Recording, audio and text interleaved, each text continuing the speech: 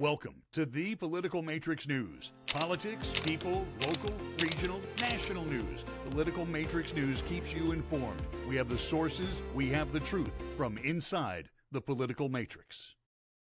Good evening, folks. This is Greg Fink here with the Political Matrix News broadcast here. Alongside with me is Jonathan Cole. How you doing, Jonathan? I'm good. My wonderful partner over there in Navarre, Florida, and it looks like we're having some good, wonderful summertime fun here with the campaign season. We have a guy running for president who I guess had said in the past that he had some problems with his brain. Yes, we have a president who says his worms are in his brain. That was back in 2010 when he was trying to get out of alimony. That's just weird. I mean, there's always say that, but that's just very weird.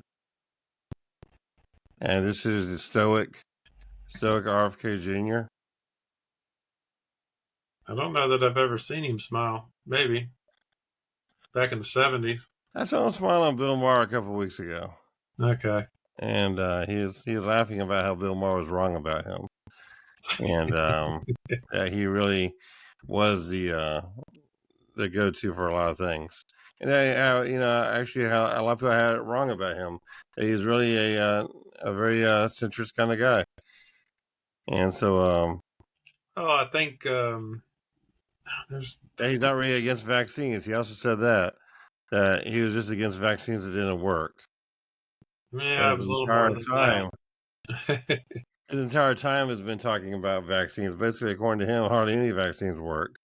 Well, it wasn't that they didn't work. It's just that he was like the polio vaccine, the measles vaccine. Most of the vaccines you start before you start school.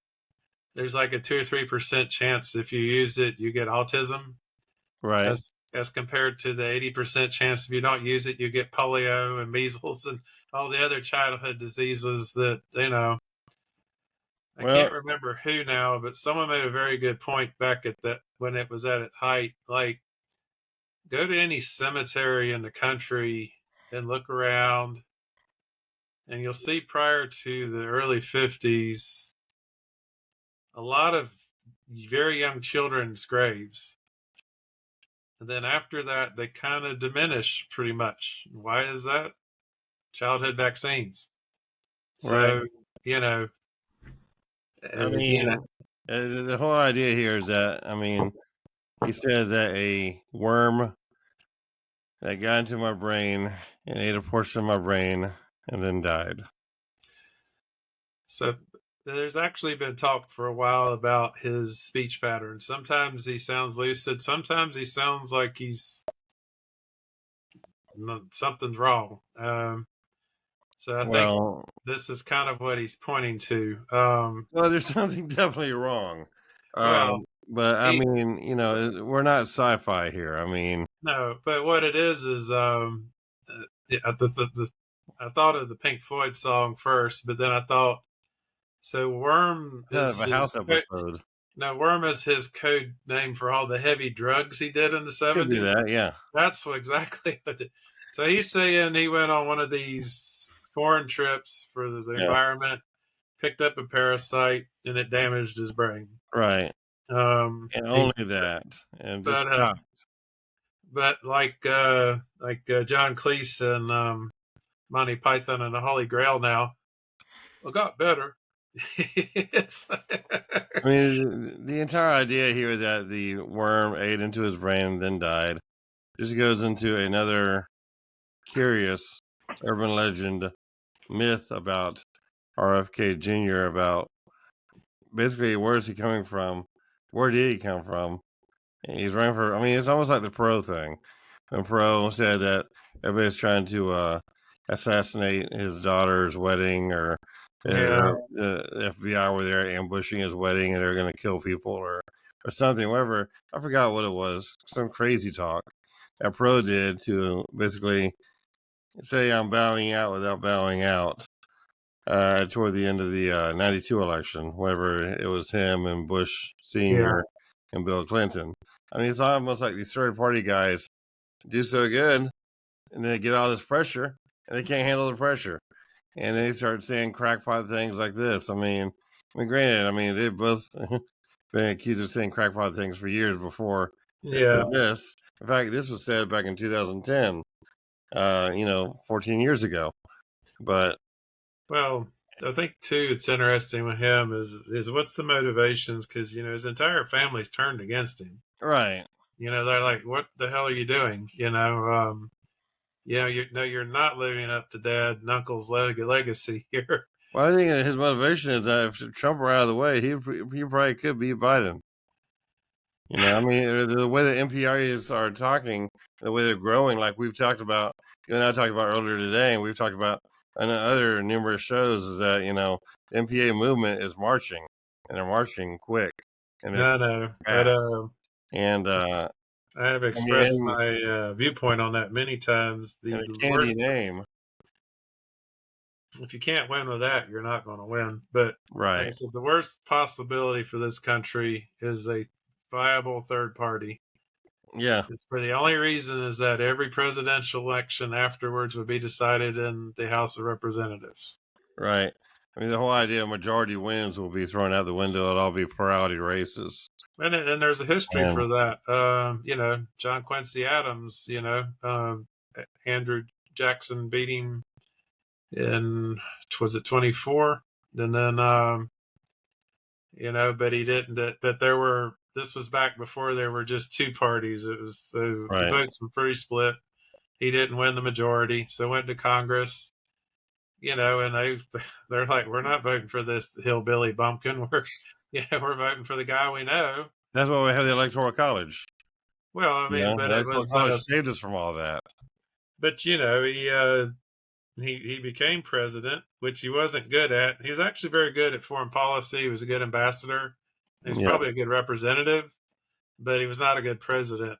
And 4 years later, Jackson just beat the pants off of him. But right. that's the last time the House decided a presidential election. And with the House in the shape it's in now, that is not who I want deciding the presidential election. I think Come on, it's Matt just, Gaetz and Marjorie Taylor Greene go in there with a little, whistles blowing and kazoos, and well, then they're marching up and down, showing pictures of their wonderful dance scenes and their yeah. wonderful nights out on the town. Everybody on the floor. Yeah, that's the perfect kind of people that we need to be picking for So president. there have been third party candidates. Pro's probably one of the most, Pro is the most popular one.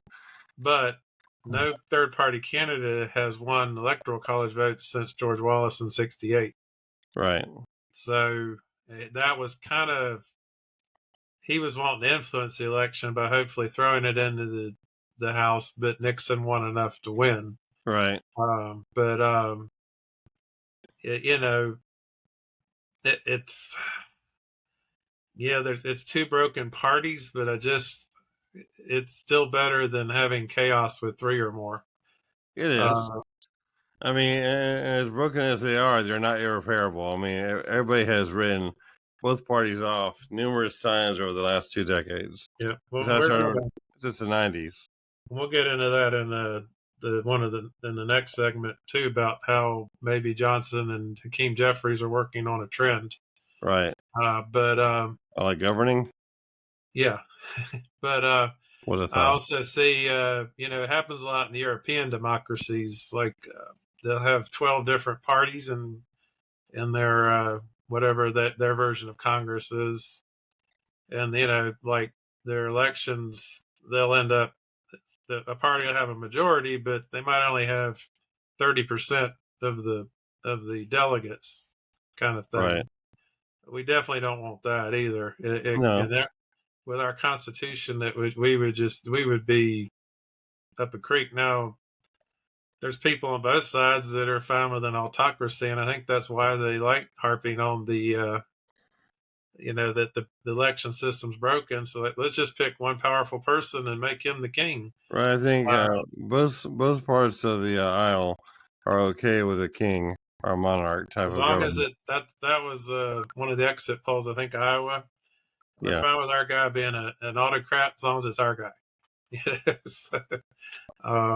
We don't need that. But as far as RFK, like I said,